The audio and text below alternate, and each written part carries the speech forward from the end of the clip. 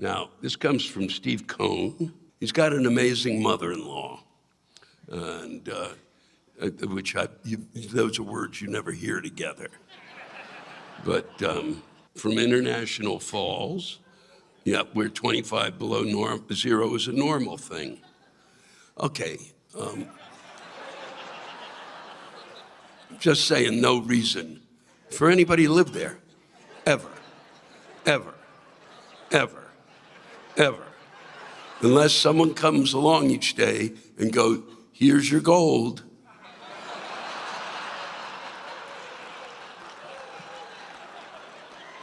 International Falls is in Cooch Clinic.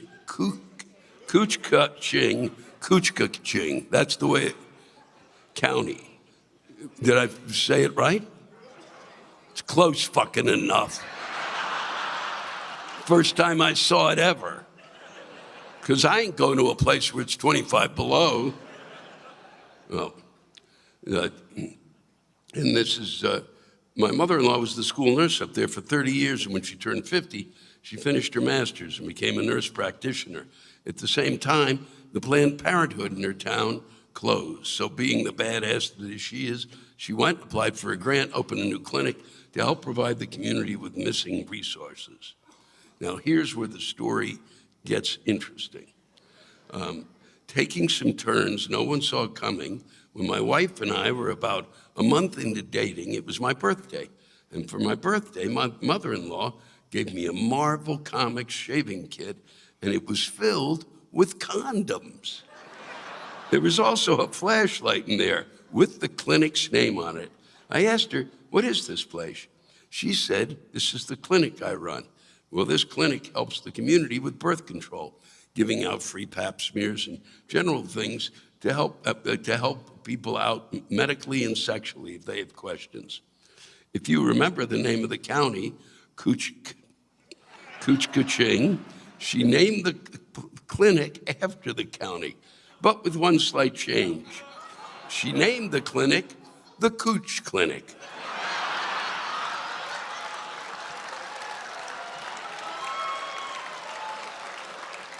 I burst out laughing, looking at the flashlight again, and said, I'm not a doctor, but I'll take a look.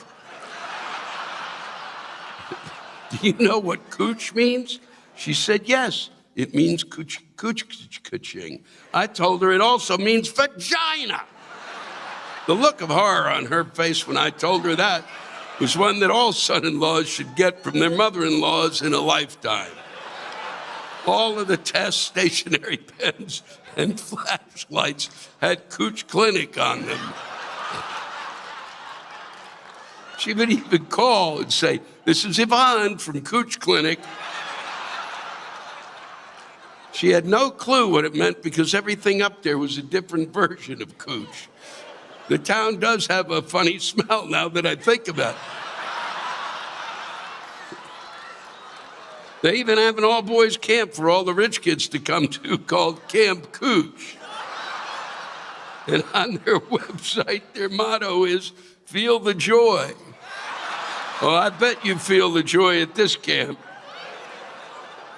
3 days later, my mother-in-law calls her daughter at work and says, your father looked up Cooch on Wikipedia, and it's spelled with a C, not a K.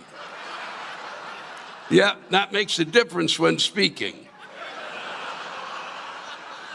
I'm going to read this because I'd planned to kind of talk about how important what occurred here was while I was watching you on TV, how major it was, how I don't know, and I think you do, but I don't know if you know, that it was how you turned things around, how that you were the first group who finally said, too much.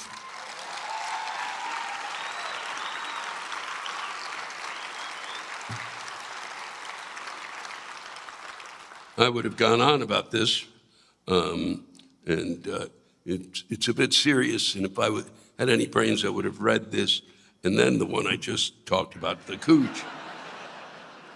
But I'd rather leave you with this. Comes to us from Paul Newman. Is that really your name? I don't know. So he's here tonight with his daughter. I'm here, Louis, in the audience tonight with my daughter, and wanted to touch on one of your favorite topics, Minnesota winters.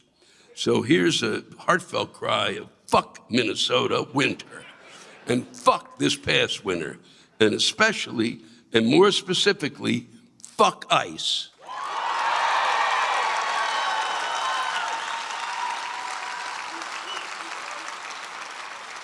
You want to know what Minneapolis gave us this winter? Not snow. No snow would have been a fucking festival. Snow is soft. Snow is friendly. Snow is the Minnesota hug of precipitation.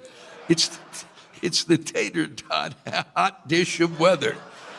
It's comforting, familiar, and only dangerous if you eat too much of the yellow kind. But this winter gave us ice.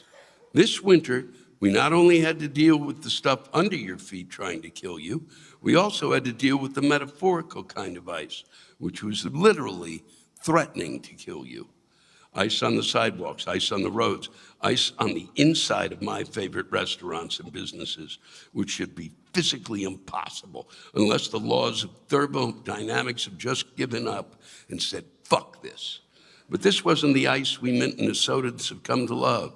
It wasn't the warm, sensible, it's 20 below zero kind, or the kind you find on the hockey rink.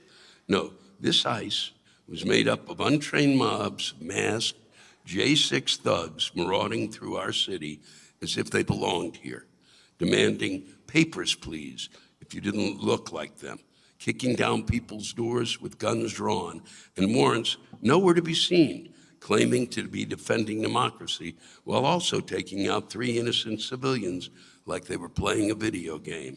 It was as if they'd never heard of Minnesota nice.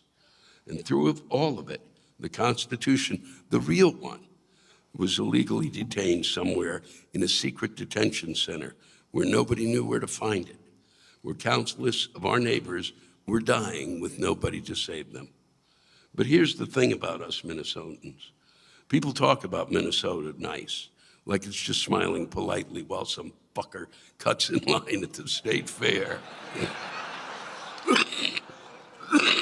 No, Minnesota nice is what you see on the surface. Underneath that, we've got a collective spine made of fucking rebar and passive-aggressive fury.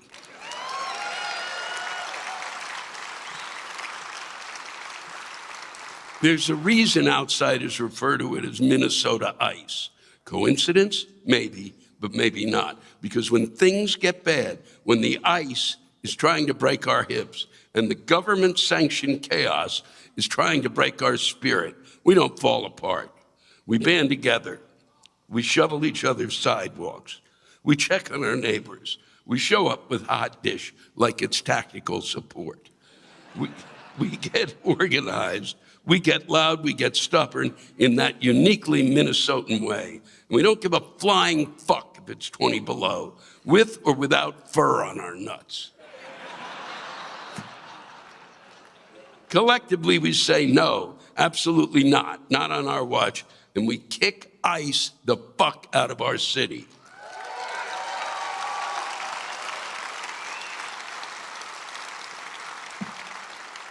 Because you can throw ice at us, the frozen kind, or the federal government kind, and we'll still be here, standing shoulder to shoulder, refusing to let our communities be pushed around. We've survived winters that make other states declare a national fucking emergency. That's true.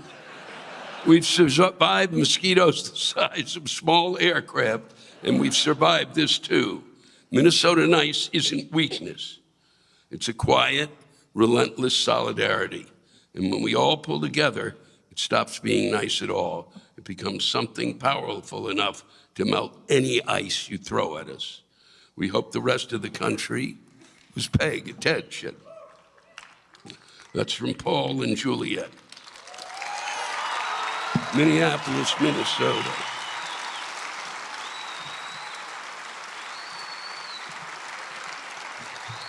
I know that I was paying attention, that's for sure. Thank you. Love you. Good night.